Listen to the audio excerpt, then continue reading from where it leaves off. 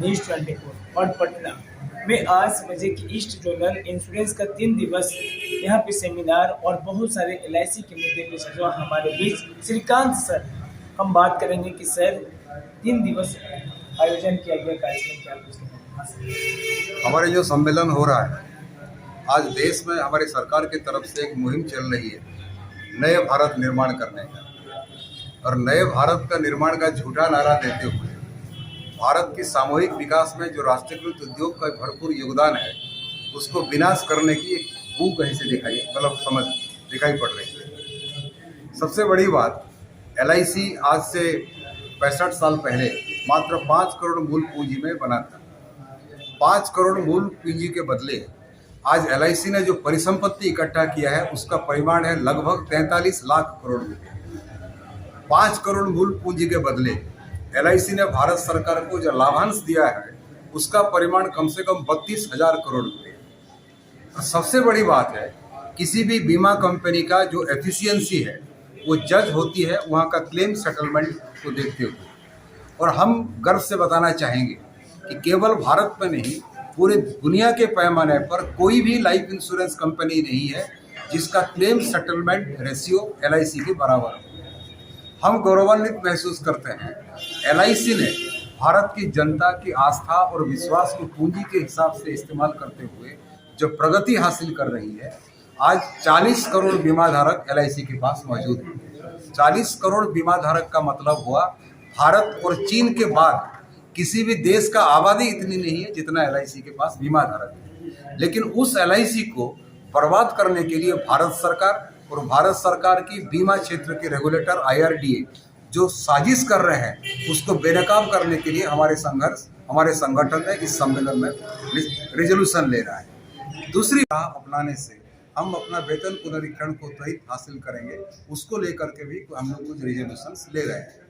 और तीसरा और सबसे महत्वपूर्ण बात, हम ये कह रहे हैं कि भारत की तरक्की होनी चाहिए, लेकिन जिस देश में पढ़े लिखे नौजवान बेरोजगार रहेंगे उस देश की तरक्की कभी नहीं हो सकती। लेकिन आज जो विध्वंसकारी आर्थिक नीति पूरे भारत के पैमाने पर चल रहा है, हमारे नौजवान जो यूनिवर्सिटी से डिग्री, पोस्ट ग्रेजुएट का डिग्री लेकर के आए हैं, दुर्भाग्यवश रेलवे का चपरासी का नौकरी के लिए ऐसे 40 लाख 50 लाख नौजवान अप्लाई कर रहे हैं। तो बेरोजगारी की जो विकटाल रूप है, हमारी मांग है LIC का जो तरक्की हो रहा है ये तरक्की का कोई मायने नहीं है जब हमारे बेरोजगारों को LIC जैसा राष्ट्रीयकृत उद्योग में उनका बहाली नहीं हो। तो LIC में कस्टमर को बेहतर सर्विसिंग देने के लिए, हमारे लोगों को बेहतर सेवा देने के लिए और बेरोजगार को नौकरी देने के लिए हमारे यहाँ क्लास 3 और क्लास 4 कैडर में रिक्रूटमेंट हो, यही हमारा असर मुद्दा है। सीधा यहाँ पे देखिए कि रिक्वायरमेंट को लेकर के each and every sector they have already taken the resolutions. Now they are giving the more focus that each and every person will get the job. That they have just given the information by this Shrikant Kumar Hasan Bharat News 24. मौका मिलेगा तो मैं भी attend करूंगा, पूछूंगा उनको क्या क्या है LIC एम्प्लॉइज एंगेजमेंट प्रोग्राम में। तो जब कॉमरेड अमानुल्लाह खान ने कहा कि कॉमरेड श्रीकांत बोलेंगे आज की जो हमारे चैलेंजेस है उसके बारे में, तो उस समय मैंने तय कर लिया आपके प्रबंधन अगर एम्प्लॉइज एंगेजमेंट प्रोग्राम करना चाहते हैं, इस सम्मेलन को हम लोग एक लीडरशिप एंगेज प्रोग्राम में कन्वर्ट कर सकते हैं। कॉमरेड ने कहा IPO के बाद जो भी डेवलपमेंट अब हो रहे हैं, क्या इसके बारे में आपको AIA पहले आगाह नहीं किया था? कई सारे सर्कुलर हम लोगों ने इश्यू किए हैं। IPO आने के बाद हमारे बिजनेस मॉडल वो नहीं रहेगा जो पहले हुआ करता था। IPO आने के बाद पॉलिसी होल्डर का स्वार्थ को सुरक्षित रखना LIC के लिए गौण हो जाएगा। शेयर होल्डर का मुनाफा को सुरक्षित रखना LIC के लिए सर्वोपरि हो जाएगा।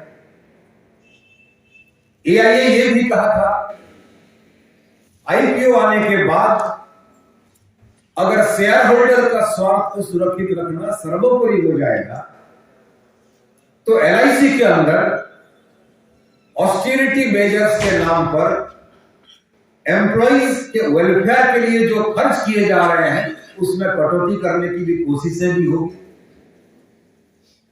एआईए ये भी कहा था कि भारत में जहां कहीं भी आईपीओ आया है, भारत में जिस किसी भी राष्ट्रीयकृत उद्योग में थोड़ा बहुत डिसइन्वेस्टमेंट हुआ है,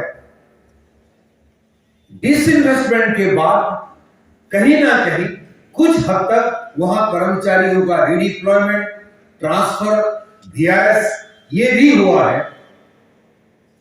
और ये तमाम जो डेंजर है, तमाम जो नेगेटिविटीज है, उसके बारे में आपको आगाज करते हुए एआईए ये भी कहा था उसके खिलाफ अगर संघर्ष हम